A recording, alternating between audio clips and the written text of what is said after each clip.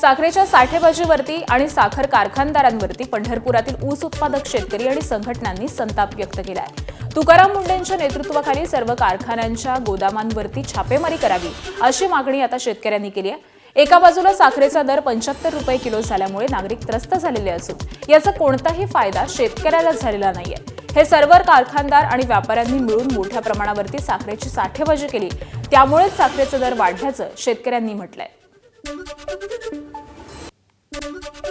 सरकारला विनंती आहे की तुम्ही ह्या राज्यातील ह्या देशातील सगळे व्यापाऱ्यांनी साखर खरेदी केलेले आहे, त्याच्या गोडवाना तुम्ही चेक करा। अहो मोठं आज ह्या राज्याला देशाला पूर्ण एवढा साठा 5 वर्ष पूर्वी एवढा साठा ह्या देशामध्ये आहे, परंतु सगळे साखर व्यापाऱ्यांनी घेतलेला आहे आणि सगळा फायदा ऊस उत्पादक शेतकऱ्यांना कारखानदार होणार नाही, तर सगळ्या व्यापाऱ्यांना होणार आहे। साखर कारखान्यामध्ये जी गोडवान आहे त्या गोडवानामध्ये साठेबाजी झालेली आहे। साखर कारखान्याचा चेअरमन आणि व्यापारी ह्या दोघांनी संगनमतानं ऍक्च्युली कागदावर साखर विकलेली आहे, पण साखर गोडवाना बाहेर गेलेली नाही, साखर ही गोडवानातच आहे।